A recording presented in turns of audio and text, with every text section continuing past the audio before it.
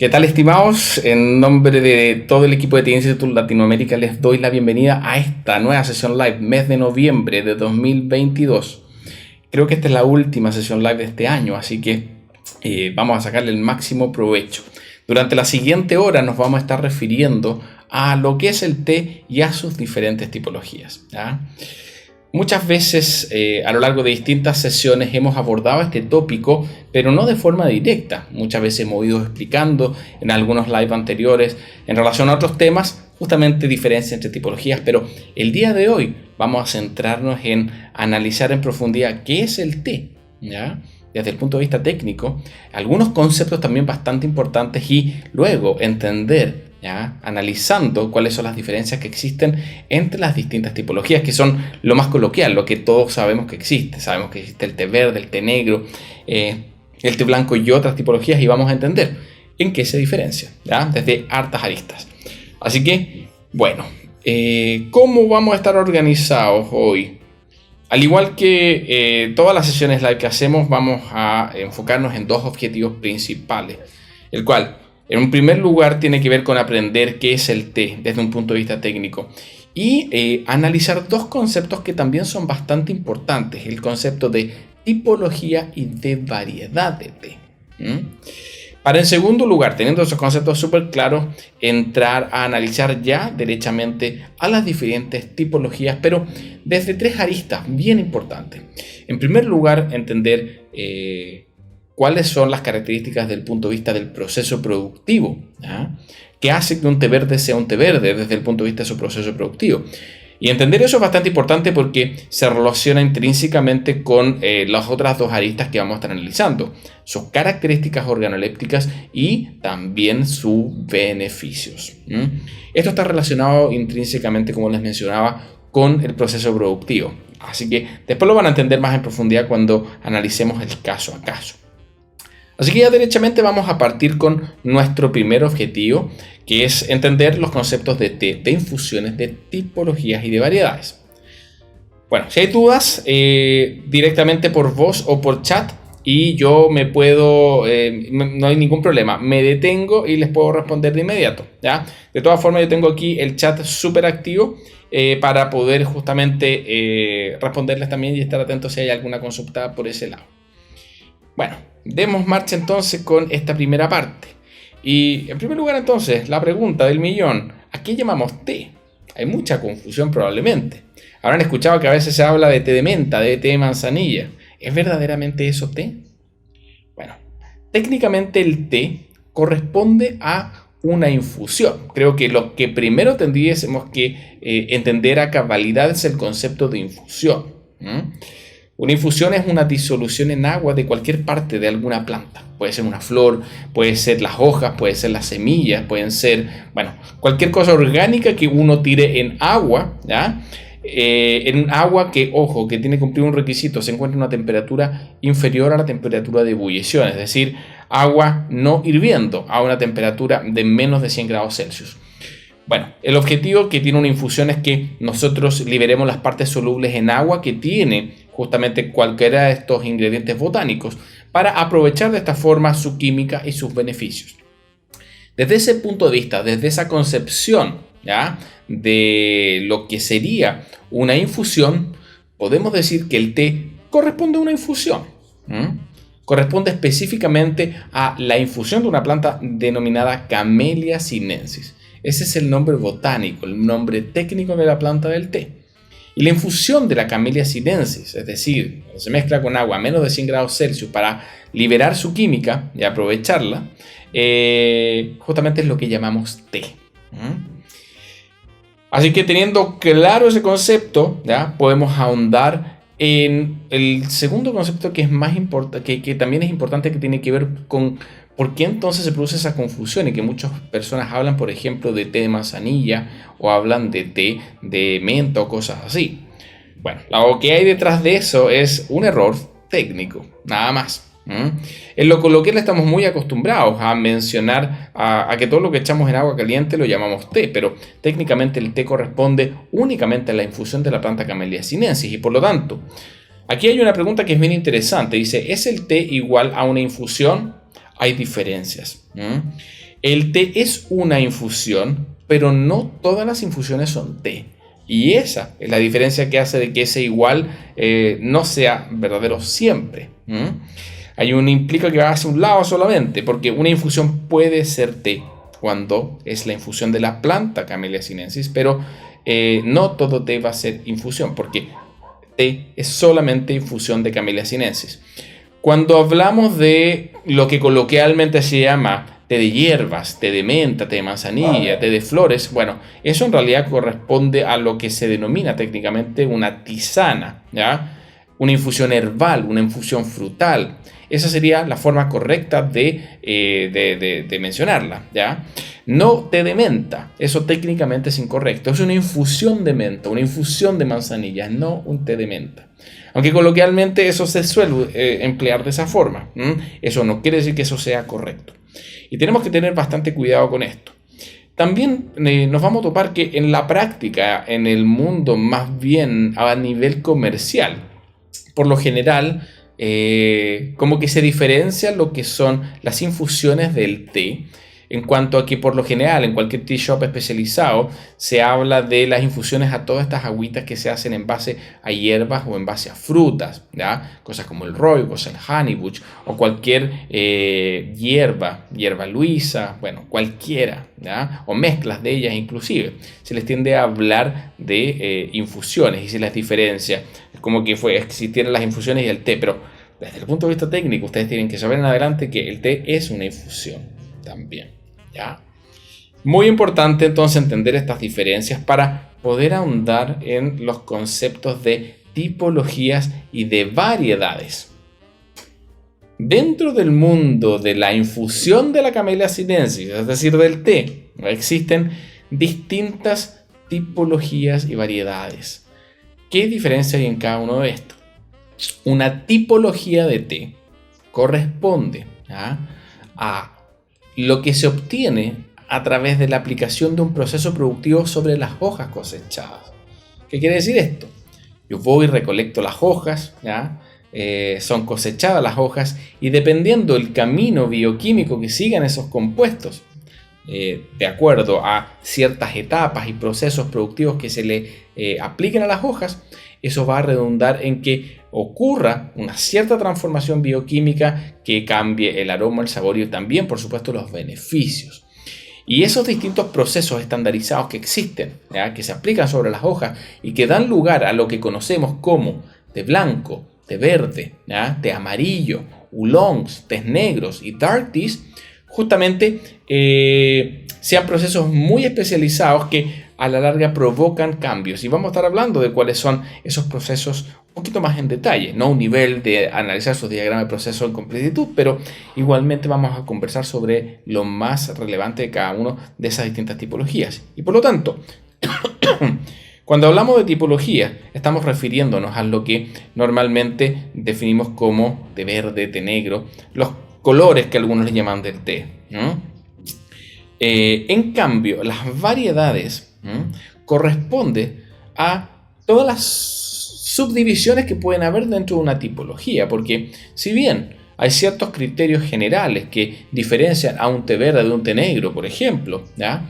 De todas formas, a un nivel más de detalle, son muchas las variables que también afectan el proceso productivo de un té. Por lo tanto, dependiendo del tipo de planta, de dónde haya sido cosechada o de alguna etapa específica que se aplique en su elaboración, vamos a obtener, por ejemplo, distintos tipos de tés negros o distintos como variedades, ¿ya? De tés verdes. Y justamente dentro de una tipología vamos a encontrar muchas variedades de esa tipología. Por mencionar algunas, ¿ya? Dentro del mundo de los tés negros tenemos tés famosos como el Keemen, el Darjeeling, el té de Assam, el té de Sri Lanka, ¿ya? El famoso Ceilán, aunque el Ceilán a su vez se subdivide en muchas variedades, dependiendo de la zona productiva específica donde proviene. Podemos tener té de Sabaragumuga, Ruhuna, podemos tener té de uva, Dímbula, de otra variedad sería un Nuguarelilla. Todos esos nombres que les estoy mencionando son variedades de tés negros, ¿ya? Y eso solamente por mencionar algunas de Sri Lanka. Para el mundo de los tés verdes igual. Tenemos muchísimas variedades. Solo por mencionar algunas de Japón, por ejemplo, sencha, matcha, tencha, bancha, y bueno, así puedo seguir bastante rato. Lo importante que tienen que en adelante tener claro es que las tipologías, ¿ya?, corresponden a lo que se obtiene a través de la aplicación de un proceso macro, ¿ya?, un proceso productivo que es muy diferenciado entre una y otra, mientras que a un nivel más de detalle, dentro de cada una de esas tipologías se pueden suscitar distintas variedades. ¿Qué variables hay detrás del proceso productivo de un té en general y que un té tenga un cierto carácter? Cuando hablamos de carácter nos estamos refiriendo a todas sus características de aroma, olor, sabor. Están variables como el ADN mismo de la planta, el genoma. Está también variables como lo que es el terroir, el terruño, que son todas estas herencias que recibe el té de la tierra y del ambiente durante su desarrollo y crecimiento. Eso cambia, dos semillas que pueden ser idénticas desde el punto de vista genético. Una la plantas en una zona fría, alta, en el Tíbet, y otra la plantas en una zona baja de Sri Lanka con clima subtropical.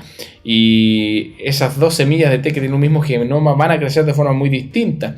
Una va a crecer con muchas hojas, otra con pocas hojas y más brotes, unas van a ser de hojas chicas, otras grandes, y a nivel químico, si las analizamos, van a tener una composición muy diferente y por lo tanto cualquier cosa que hagamos a partir de ellas va a dar lugar a tés muy diferentes desde el punto de vista sensorial. Sin embargo, lo que quiero que tengan claro es que si bien estas variables pueden afectar la calidad, pueden afectar también el tipo de té que se va a producir, finalmente una tipología es resultado de la aplicación de un proceso productivo. Y eso es súper importante porque para muchos existe la creencia de que los distintos tipos de té, té verde, té blanco, oolong, amarillo, dark teas y tés negros, provienen de plantas diferentes, y no es así. Existen distintas subespecies de la planta del té, pero no hay una específica para alguna tipología en particular. Es decir, yo puedo tomar cualquier hoja que yo coseche, dependiendo de cómo la procese, puedo obtener a partir de esa hoja cualquiera de las tipologías de té que existan. Puede ser que me quede mal, hay algunas variedades hay algunos tipos de hojas de té que no funcionan para hacer té negro, pero eso es otra cosa. Eso no implica que técnicamente no pueda obtenerlo, porque sí, yo puedo tomar una hoja de una plantación que está orientada a desarrollar tés negros, pero igualmente si quiero puedo desarrollar un té blanco, un té verde o un dark tea si quiero a partir de eso, porque eso depende de qué haga yo con esas hojas. Puede ser que quede un muy mal té verde, pero se puede, Dentro del mundo del té, obviamente, hay ciertas plantas del té de algunos lugares específicos que se utilizan para algunas tipologías de té en particular y para algunas variedades en particular también, porque cuando hablamos del genoma de la planta del té, créanme, existen otras subdivisiones más complejas de analizar, como para un live de este tipo. Están las variedades de planta del té, están los cultivares, y solamente variedades de planta del té en China hay más de 2500, que son como subvariedades a partir de estas subespecies que existen. Hay subespecies, y solamente 3 subespecies de la planta del té, pero muchísimas subvariedades. Y todas estas variables de genoma, de cultivares, de variedades de planta, procesos productivos, terroir, que le da el crecimiento y el clima, todas esas variables inciden finalmente en el sabor. Pero con lo que yo quiero que se queden en este live a nivel introductorio es que entonces estas tipologías y variedades, todas tienen que ver con el proceso productivo al cual se someten las hojas. Y a nivel general, las tipologías, que son estos procesos macros, dan lugar a que existan diferencias entre tés verdes, tés blancos, tés negros, dan lugar a esos tipos de té, pero que a un nivel más de detalle, esos procesos productivos pueden provocar de que haya muchas variedades de té que se puedan producir dentro de una misma tipología. Y eso es extremadamente relevante porque si ya se ponen a pensar todos los distintos puntos donde se puede plantar té, todas las distintas variedades, cultivares, todos los distintos climas que existen, y todas las formas diferentes de procesar las hojas, nos da casi una combinatoria de posibilidades infinitas.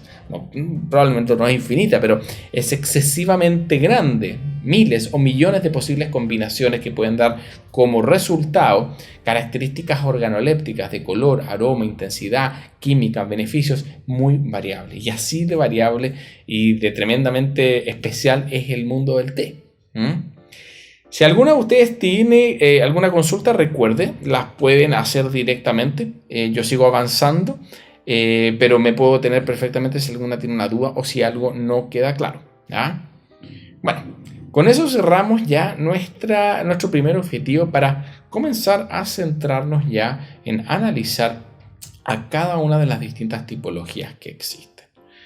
Y por lo general partimos por una tipología que ha tomado bastante relevancia durante los últimos 5 años, sobre todo, que es el té blanco. Probablemente han oído hablar sobre el té blanco. No sé si el té blanco que hayan tomado, si es que lo han probado alguna vez, coméntenme por ahí si han tomado té blanco para saber. La verdad es que es un té que tiene que verse algo similar a como estamos viendo la imagen acá. Es decir, tiene que tener hojas verdes, tiene que tener algo de hojas cafés. ¿Y por qué?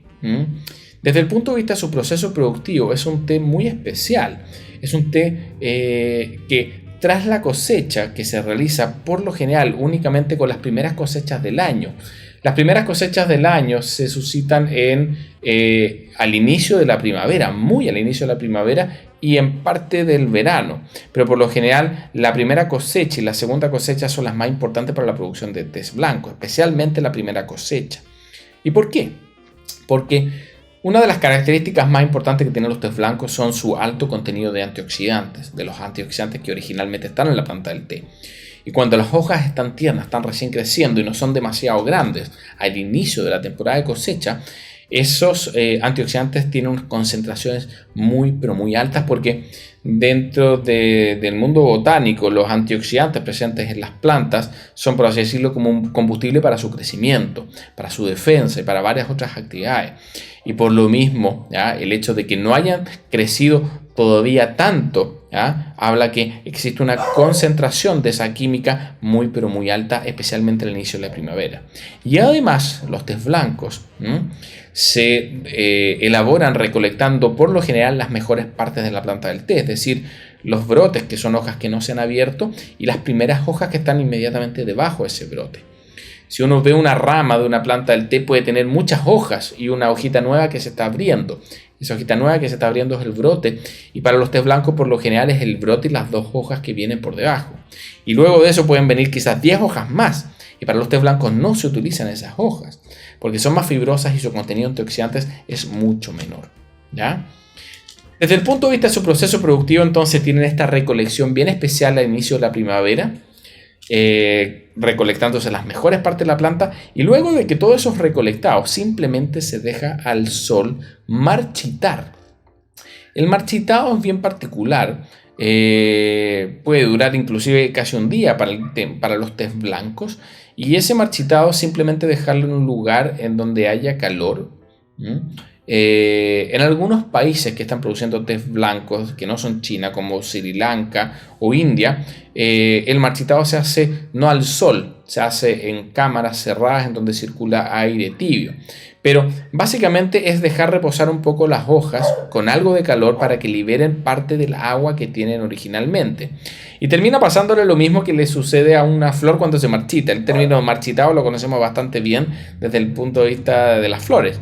Se ponen lacias las hojas, quedan mucho más blandas, y porque las hojas del té son hojas de tipo coriácea, son muy gruesas y necesitan ser ablandadas antes de ser producidas.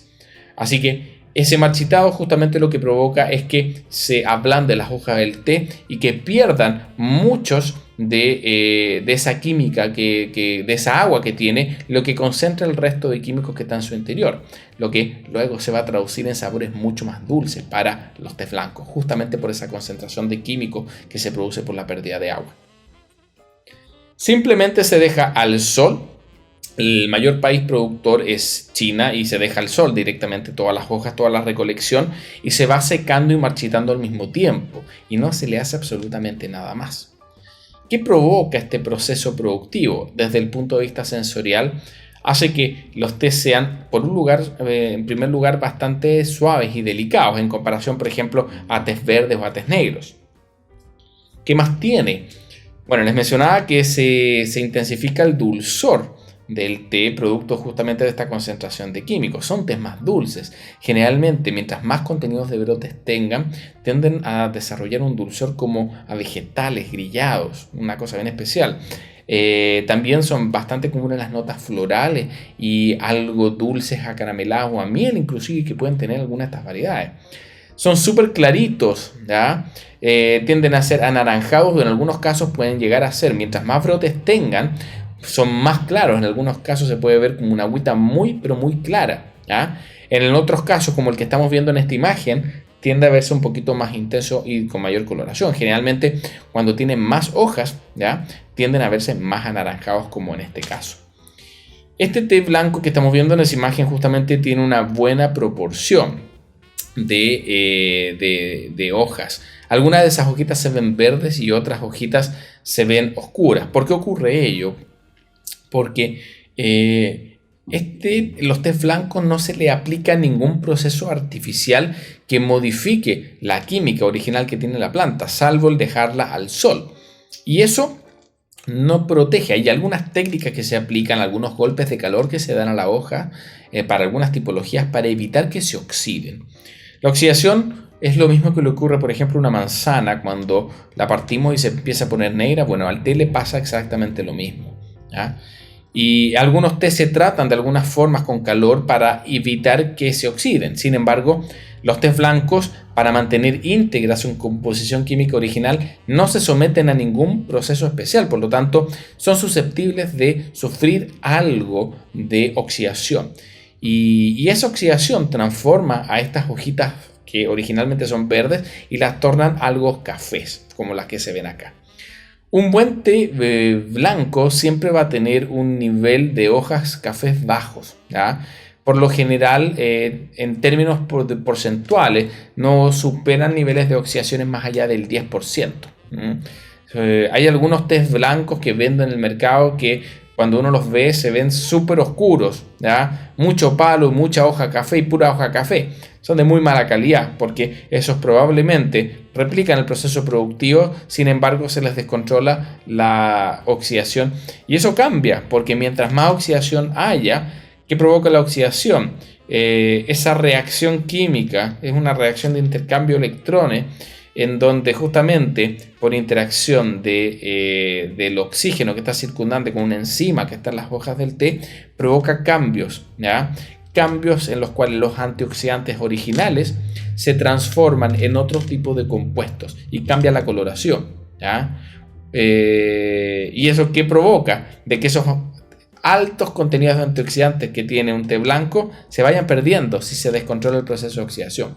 Un buen té blanco tiene que siempre ser súper controlado su proceso para que se marchite y se seque rápidamente, sufriendo un mínimo porcentaje de oxidación. Bueno, desde el punto de vista de los beneficios, ¿qué particularidad tienen los tés blancos? Si es un buen té blanco, vamos a estarnos asegurando por todos estos aspectos ligados a su proceso de recolección, al momento de la cosecha, a las partes de la planta que se cosechan y a este proceso en donde se interviene muy poco las hojas, vamos a estar asegurando un contenido de antioxidantes muy pero muy alto y de un tipo particular de antioxidantes que está en alta cuantía, que son un tipo de catequinas específicas, ¿ya? Del tipo flavanoles. Y estas catequinas, la verdad es que son muy poderosas para, por ejemplo, fortalecer el sistema inmune, para fortalecer también nuestro sistema cardiovascular en el largo plazo. Esto no es algo que ocurra de forma milagrosa, no porque te pongas a tomarte blanco vas a eliminar cualquier riesgo de padecer alguna enfermedad cardiovascular. Pero te aseguro que si has tomado durante buena parte de tu vida altos contenidos de este tipo de antioxidantes, vas a llegar a tu edad más adulta probablemente con un sistema cardiovascular mucho más robusto que una persona que no ha consumido ese tipo de antioxidantes. Ayudan también a la piel, ayudan también a mantenerse hidratado. La verdad es que el té blanco es muy bueno y tiene bajos contenidos de cafeína. Y eso lo hace súper bueno para que se pueda tomar en cualquier momento del día. Pero ojo, no todos los tés blancos son bajos en cafeína. Mientras mayor es el contenido de brote que posee un té blanco, ese nivel de cafeína aumenta. Así que si es un té blanco mayoritariamente en base a hojas, va a ser igualmente súper bueno y lo podemos tomar en cualquier momento del día, inclusive hacia la noche. Y no vamos a tener un efecto de sentir que estamos como que no podemos dormir después. ¿Tá? Bueno, esa sería nuestra primera tipología en análisis. ¿Cuál nos corresponde analizar a continuación? Los tés verdes y los tés amarillos. El que estamos viendo aquí es un sencha japonés, ¿tá? Un té verde japonés. Desde el punto de vista de su proceso productivo, los tés verdes, estimados, corresponden a tés que se someten tras la cosecha rápidamente a un proceso muy especial que se denomina fijación. Y esta fijación es un golpe de calor que se le da a las hojas para evitar su oxidación. Y se mantienen las hojas, por tanto, súper verdecitas. Y por eso se le llama té verde, porque es un té que no sufre nada o no debiese sufrir prácticamente nada de oxidación. Dependiendo del país en donde se produzca el té verde, la verdad es que podemos tener perfiles sensoriales muy diversos. Su proceso productivo en algunos casos sí contempla marchitado, como el caso de los tés blancos, ¿ya? En China ocurre así. Pero, por ejemplo, países como Japón o cualquier otro país que produzca sus tés verdes de acuerdo a la técnica japonesa, ¿ya? No somete absolutamente a nada de marchitado sus tés verdes. Eso sí, el marchitado para el caso de los tés verdes que se producen en China es mucho más pequeño. Se elimina algo de agua para darle dulzor, pero no es un marchitado que dure más allá de 2 o 3 horas, en comparación a las 18 o 20 horas que podía durar para el caso de un té blanco. Sin embargo, lo más característico y que diferencia al té verde y al té amarillo del resto de las tipologías que existen es este golpe de calor que se le da para inhibir la enzima que se llama polifenol oxidasa. Ese es el nombre de la enzima que provoca la oxidación cuando las hojas se rompen y entran en contacto con el oxígeno y se pone oscuro el té. Bueno, cuando se le da ese golpe de calor, esa enzima se inactiva y por lo tanto después puedes moler ese té en polvo y jamás se va a tornar oxidado. Dependiendo del país donde se produzca el té verde, ¿ya? Ese proceso de aplicación de este golpe de calor va a ser diferente y va a determinar también cambios radicales en cuanto a las características sensoriales. En China, este proceso de golpe de calor se da a través de la aplicación de calor seco, calor al fuego, no directamente a las hojas, pero en verdaderos woks. Hay algunos hornos también en los que se hace, pero por lo general es una técnica que se denomina firing, por fuego, en donde son woks gigantes donde se echan las hojas y a mano se van justamente moviendo y tostando levemente para inhibir esta enzima. ¿Y eso qué provoca? Provoca características sensoriales muy especiales. Los tés verdes provenientes de China tienden a ser florales, tienden a ser delicados, muy complejos en cuanto a la diversidad de aromas y sabores que pueden tener dependiendo de la zona de la cual provengan. Son muy complejos desde el punto de vista organoléptico, es decir, muchas familias de aromas podemos encontrar en ellos. En algunos casos, los de mejor calidad van a ser súper dulces, frutales, florales, ¿ya? Van a ser más delicados en cuanto a su aroma y sabor y a su color también. Mientras que también vamos a encontrar algunos tipos enrulados más intensos, es decir, con una forma en donde las hojas se han sometido como a un proceso estrujado más intenso, que pueden tener algunas notas un poco más toscas, algunas notas vegetales más intensas, algunas notas del tipo herbácea o derechamente en algunos casos algunos elementos como a humo o ceniza, ¿no? Son bien agradables en general los tés verdes, pero esas características organolépticas provienen justamente de esa aplicación de calor seco. Sin embargo, países que producen sus tés verdes, ¿ya? como los producen en Japón, ¿ya? Van a tener características muy diferentes. En Japón este golpe de calor lo dan a través de unas máquinas especiales que se denominan máquinas de torrefacción, en donde se inyecta vapor hirviendo. Es como que metieran como las hojas de té en una especie de secadora de ropa, ¿ya? En donde las hojas van dando vuelta y se les va inyectando vapor a 200 grados Celsius, o inclusive a mayor temperatura, ¿ya? Durante quizás 20, 40 segundos y no más allá de eso. Es un golpe de calor muy rápido, ¿ya? A diferencia de lo que hacen en China, que la verdad es que toma bastante más tiempo, varios minutos. Pero aquí son segundos solamente. Si lo dejas un minuto, lo más probable es que termines con puro té hecho polvo. Por lo tanto, es un proceso bien complejo. Lograr tés de buena calidad, la verdad es que es más difícil para el caso japonés, y eso redunda en que también sean más caros. ¿Qué cambios provoca a nivel organoléptico esa aplicación de ese golpe de calor con vapor? Provoca que sus notas de sabor sean más intensas, sean mucho más vegetales. Antes hablábamos de tés complejos para el caso de los tés chinos. Para el caso de los tés japoneses, derechamente nos encontramos con tés más planos, es decir, con menos familias aromáticas. Eso no hace de que los consideremos de menor calidad, porque no es así. Lo que yo espero de un té verde japonés es algo muy distinto a lo que espero de un té verde de China. Y yo espero de un té japonés que sea un poco más amargo, que sea más astringente, no necesariamente amargo, pero sí que tenga una presencia en boca más fuerte. Va a depender de cómo lo preparemos, pero de por sí van a ser de sabores vegetales más intensos. Pueden ser algo ácidos, pueden ser también con sabor a pasto muy marcado, y inclusive muchos de ellos también desarrollan algunos tipos de notas como a vegetales marinos, a pescado derechamente. Hay algunos tés verdes que tienen sabor a mariscos y a pescado. No es agradable para muchos, pero es parte de la complejidad organoléptica que podemos encontrar dentro del mundo del té. Así que esas características se asocian derechamente entonces a este proceso específico de fijación con este golpe de calor. Bueno, producto de las partes de la planta del té que se utilizan, los antioxidantes, ¿ya? Pueden variar bastante en cuantía. Los tipos de antioxidantes que encontramos en los tés verdes son de los mismos tipos de antioxidantes que están presentes en los tés blancos, pero en una cuantía a nivel promedio menor.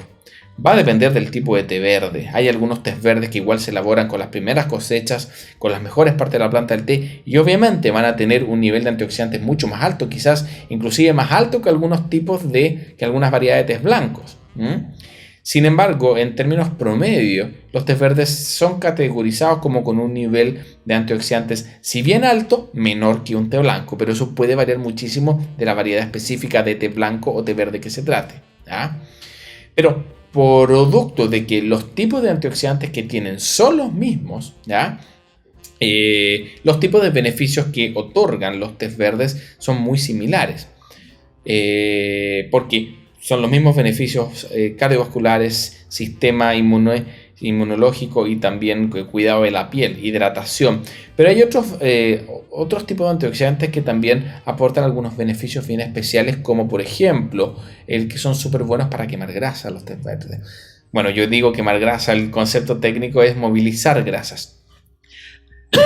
Esta movilización de grasas se produce, eso sí, producto de cuando se hace ejercicio intenso. Esto no ocurre gratis, o sea, si puedes tomar litros y litros de té verde y no pasa nada si estás viendo televisión, pero aquellas personas que hacen ejercicio, está comprobado que pierden una mayor cantidad de peso, ¿ya? Que las personas que no toman, ¿ya? Té verde en su dieta y que hacen el mismo tipo de ejercicio. De hecho, hay varios estudios que lo han corroborado, y en promedio, después de 3 meses, las personas que consumen té verde junto al ejercicio bajan en promedio 1 kilo más que las personas que no lo consumen haciendo las mismas rutinas.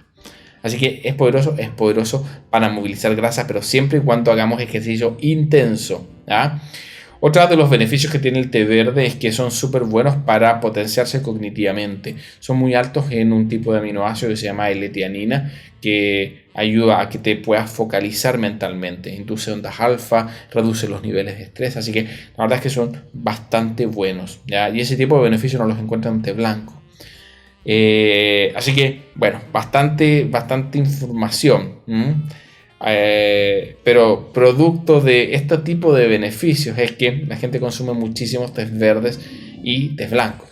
¿Qué sucede con los tés amarillos? La verdad es que son bastante similares a los tés verdes, solo que tras su proceso de fijación son sometidos a otro proceso en el cual se dejan en el suelo, generalmente solamente se producen en China, ¿ya? Se dejan en el suelo, se tapan con como sacos de tela y son rociados con agua, dejados al sol para que ante esas condiciones de calor y humedad, algunas de las colonias de bacterias y hongos que están dentro de los tés de forma natural proliferan en lo que se denomina un proceso de fermentación, no enzimática porque es bacteriológica.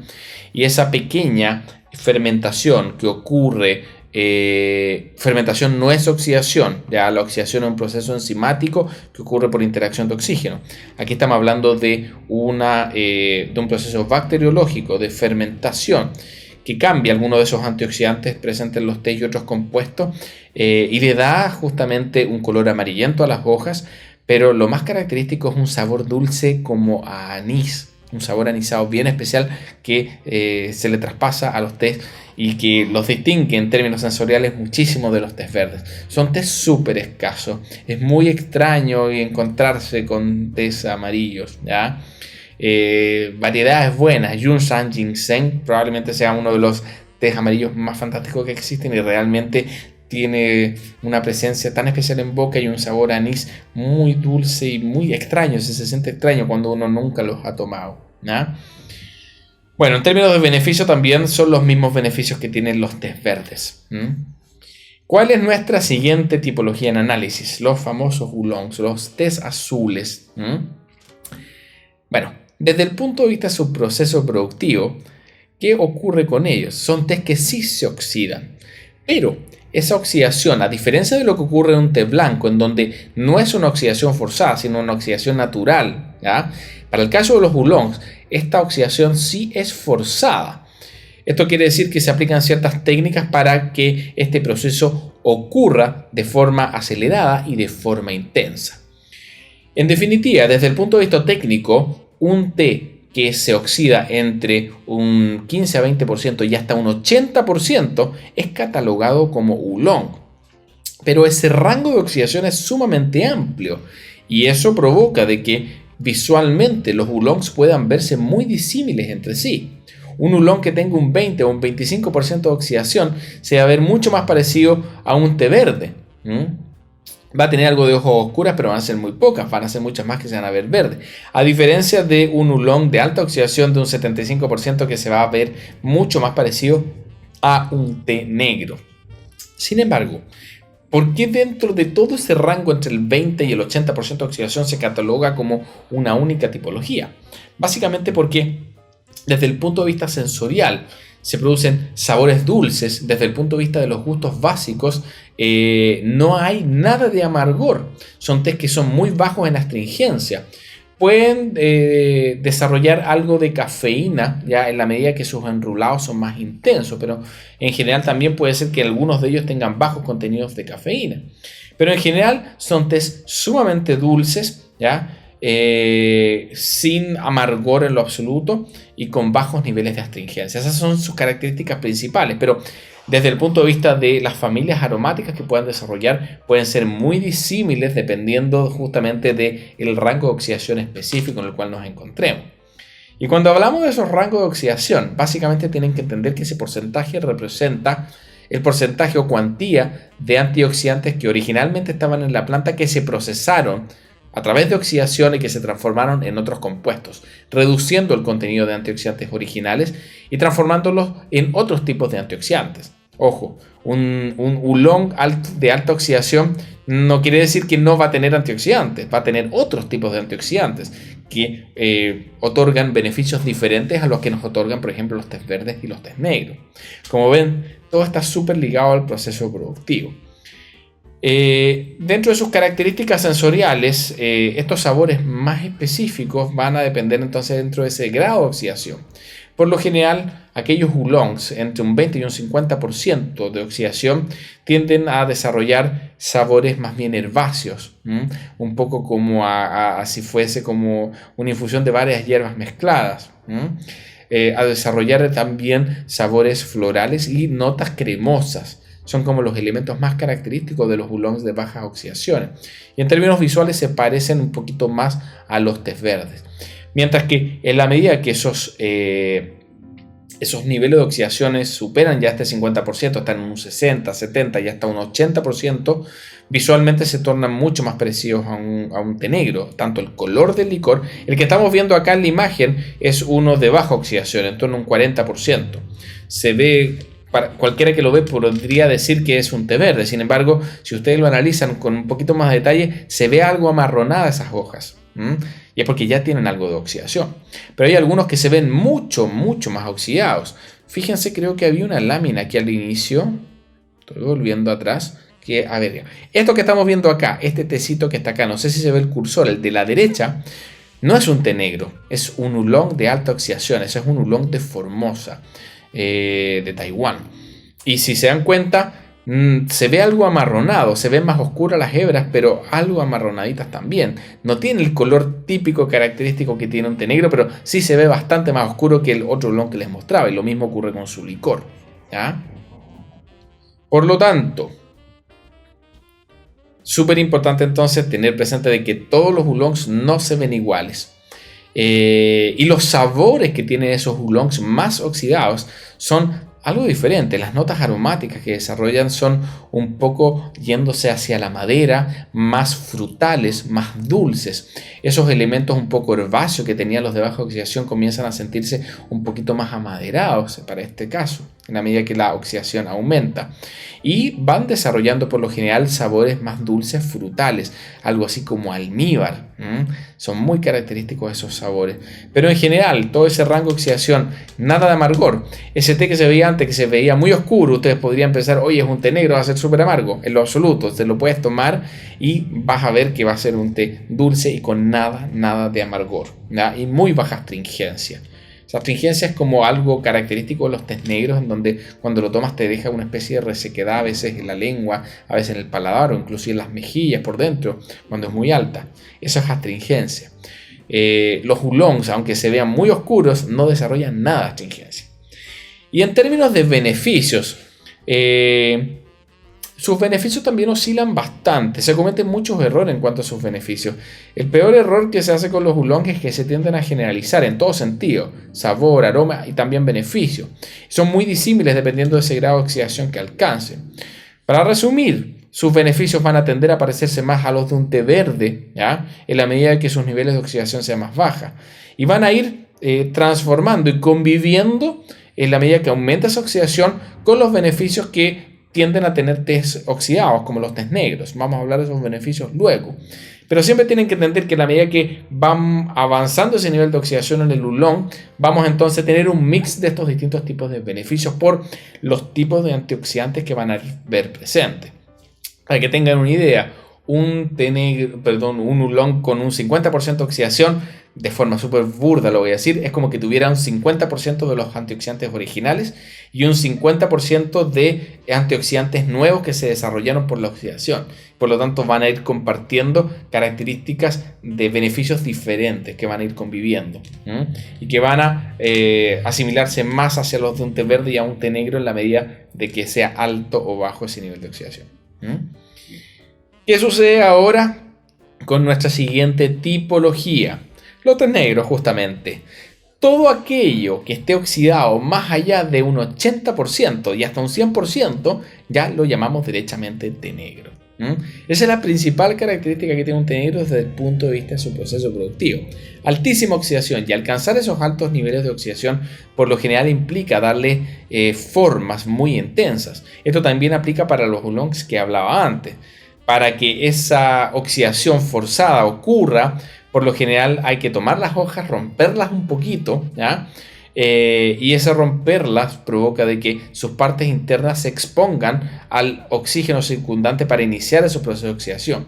Si yo quiero lograr un oolong de baja oxidación, por lo general son roturas muy poquitas que se dan con algunas técnicas de cuarteado, en donde el té se coloca en bandejas y esas bandejas se mueven, esas bandejas tienen filos, ¿ya? O a veces se colocan unas máquinas que las mueven bruscamente y provocan esas pequeñas roturas, cosa tal de que se logre una oxidación forzada pero baja. Sin embargo, cuando queremos lograr oolongs de altas oxidaciones o ya derechamente tés negros, tenemos que darle una forma intensa. Se aplican algunas máquinas, o a veces a mano, procesos de enrulado muy intensos, en donde las hojas verdaderamente se mueven y se aplastan y se retuercen, dándole estas formas características que tienen los tés negros. Y es porque esos procesos de enrulado rompen las paredes celulares y provocan de que comience este intercambio entre de electrones entre el oxígeno circundante justamente con los antioxidantes y provoca la oxidación. Y necesitamos que esa oxidación ocurra rápidamente. Y ocurre rápidamente porque si se demora mucho, corre el riesgo de que junto con esa oxidación se desarrollen bacterias indeseadas que cambien el sabor del té. Bueno, estos tés negros, ¿ya?, se someten entonces a este proceso enrulado muy pero muy intenso para lograr este cometido. Y eso redunda en que tengan también una forma particular.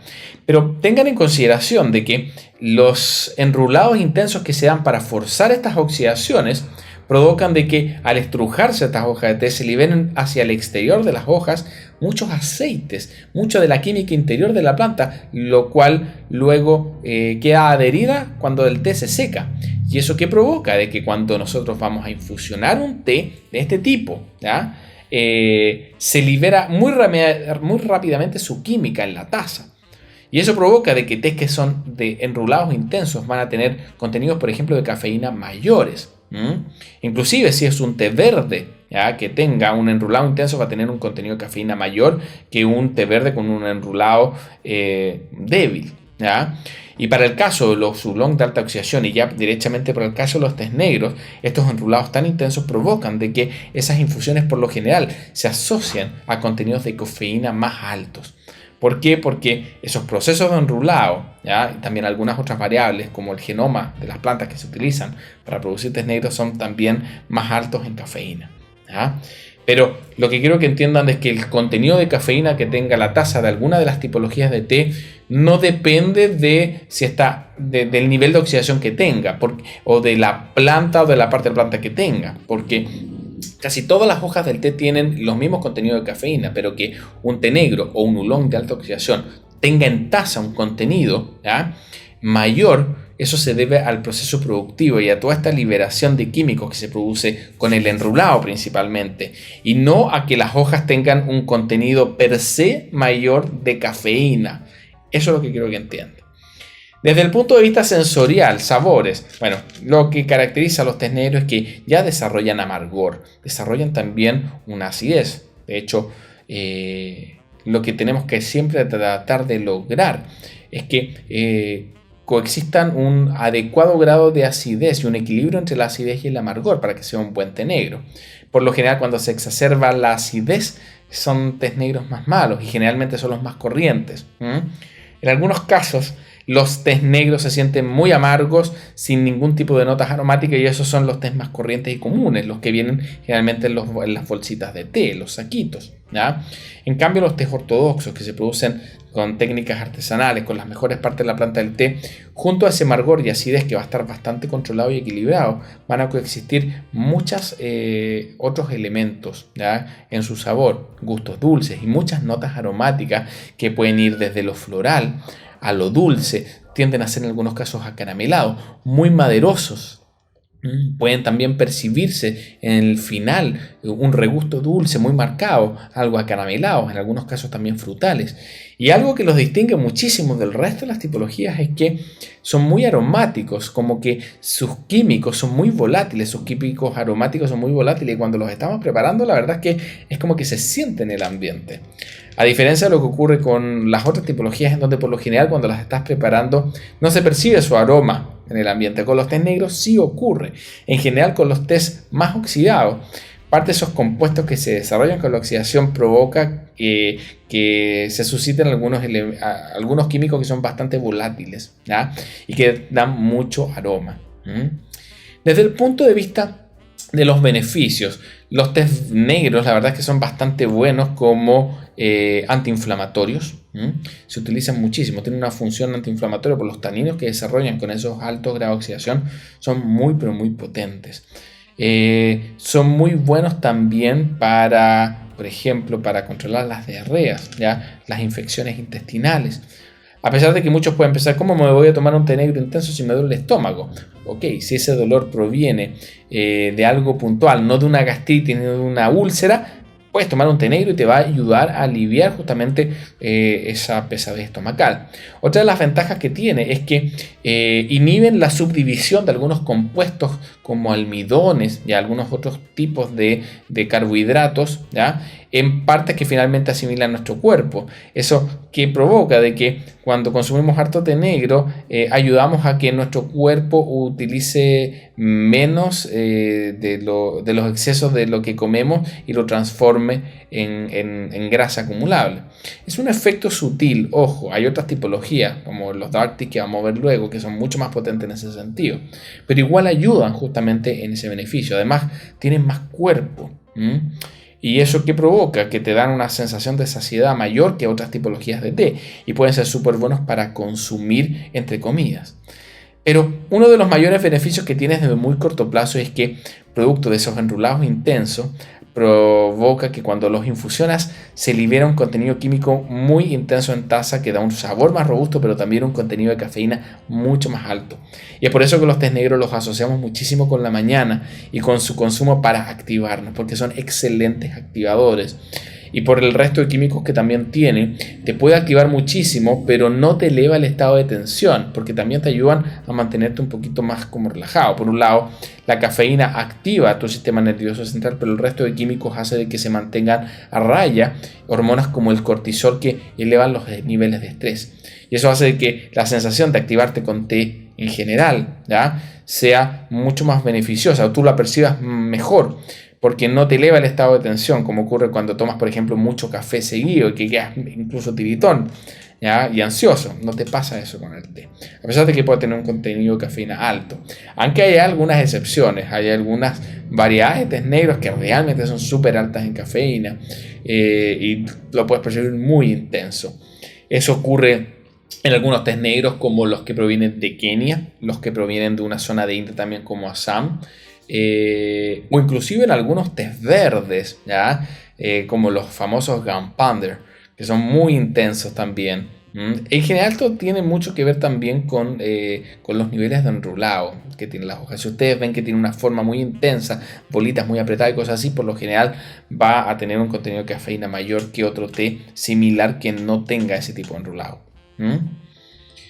Bueno, ¿qué sucede en relación a los dark teas? ¿Qué son los dark teas?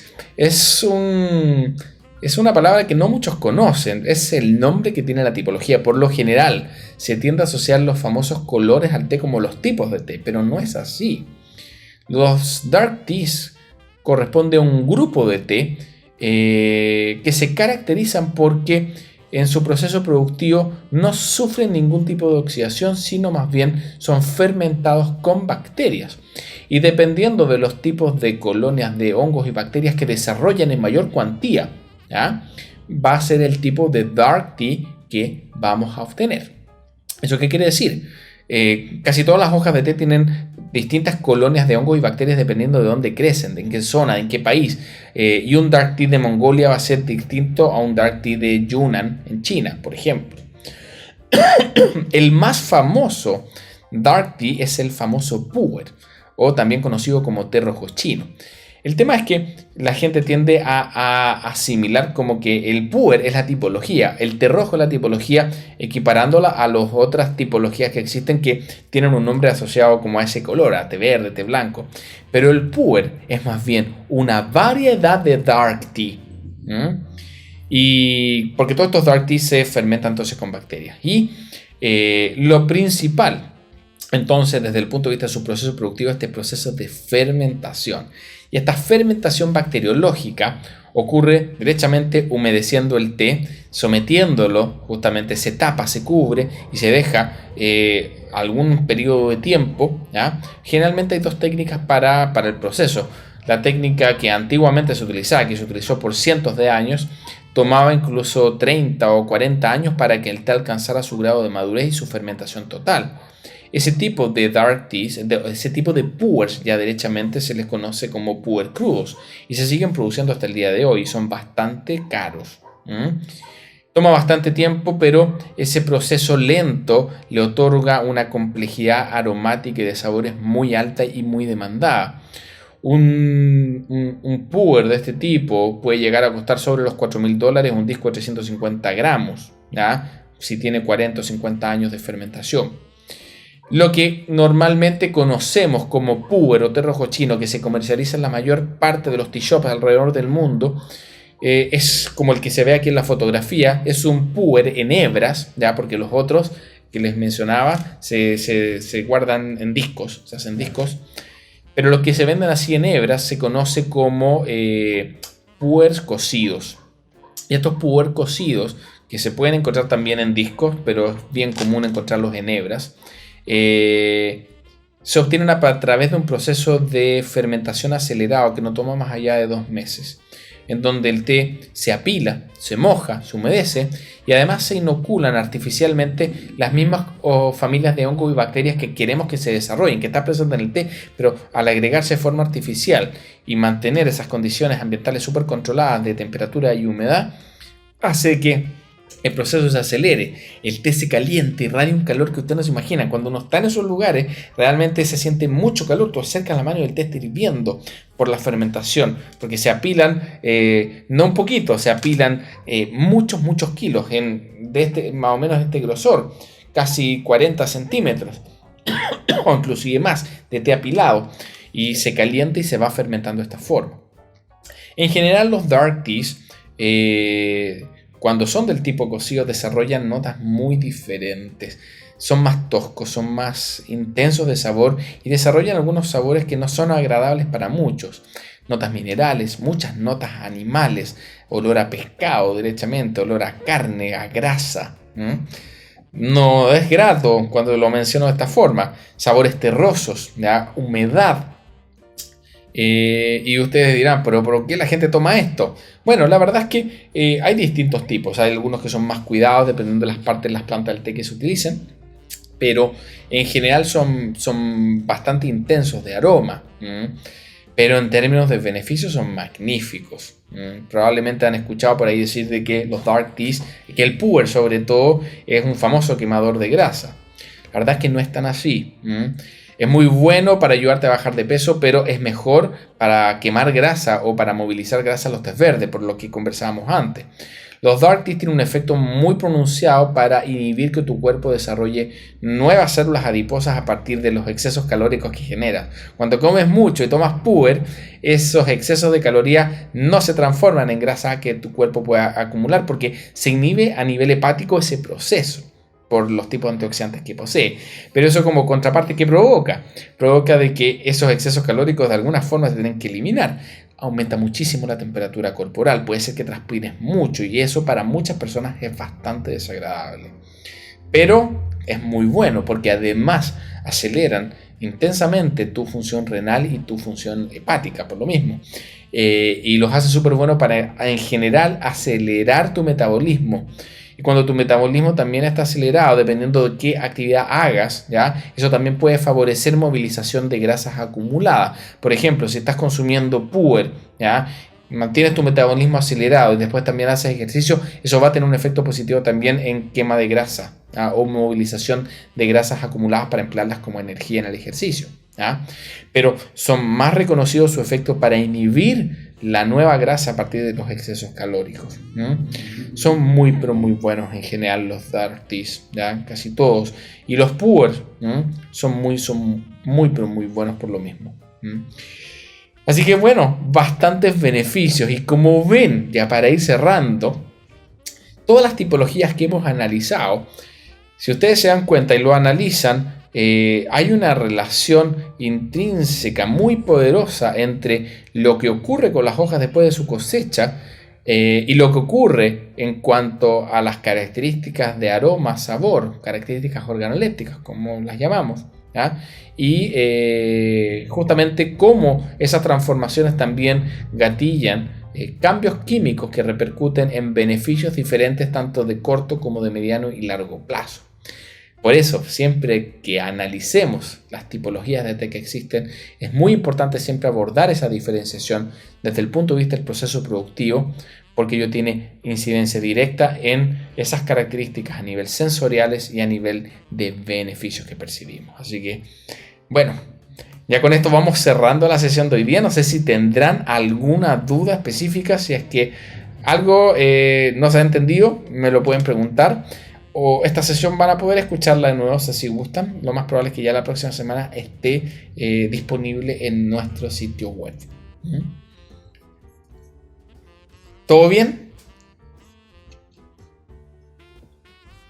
De mi parte todo bien, todo súper interesante y muy bonito. La verdad es que yo apenas vengo aprendiendo un poquito de los té, pero con esta información me motiva a seguir, ojalá aprendiendo más, ¿verdad? Conociendo más. Sí, bueno, hay bastante más información también. Esta es una sesión live, creo que hay más de 30, además de, creo que hay más de 50 notas de video blog también con distintos tópicos de todo nuestro equipo de colaboradores para que puedas aprender. Hay mucho material gratuito. Hay hartos cursos pagados, sí, pero también hay bastante material gratuito para que lo puedas aprovechar, ¿ya? Y esto es un muy buen punto de partida. De hecho, esta sesión live es súper buena a nivel introductorio. ¿Hay algún otro tipo de dark tea? Sí, geisha se le llama a algunos tés que se producen en algunas zonas, aunque geisha es un término mal empleado porque geisha es otra forma de decir dark tea. Pero hay algunos que lo venden como variedad y que justamente lo que cambia es el tipo de hongos que desarrollan, pero en realidad en la práctica, si uno trata de conseguir, es mejor conseguir dark teas o powers de distintas zonas, porque van a ser, en teoría debiesen ser variedades diferentes, pero como el té puer fue adquiriendo bastante connotación por sus beneficios, hay muchos lugares que llaman té fermentado o llaman mal llamado puer a tés que no son verdaderamente puer. Además, puer tiene denominación de origen. Solamente el té producido en los alrededores de la localidad de la zona de puer en Yunnan son puer. Pero si tú compras un dark tea de Mongolia, las colonias de hongos van a ser diferentes porque es un lugar distinto, ¿ya? Y lo más probable es que en términos sensoriales tenga diferencias, ¿ya? Las transformaciones bacteriológicas sobre los antioxidantes van a provocar el desarrollo de estos antioxidantes nuevos que van a favorecer estos procesos de aceleración del metabolismo. En general, todos los dark teas van a ser súper buenos para acelerar tu función renal y hepática, pero en términos de notas aromáticas sí van a existir diferencias dependiendo de dónde provenga ese té fermentado. ¿Ya?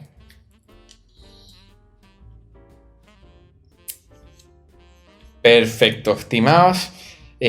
Bueno, en nombre de todo el equipo de Tea Institute Latinoamérica, los dejo cordialmente invitados a la siguiente live, aunque creo que ya este año no va a haber, el próximo ya sería el mes de enero. Y los dejo también invitados a que revisen todo el material.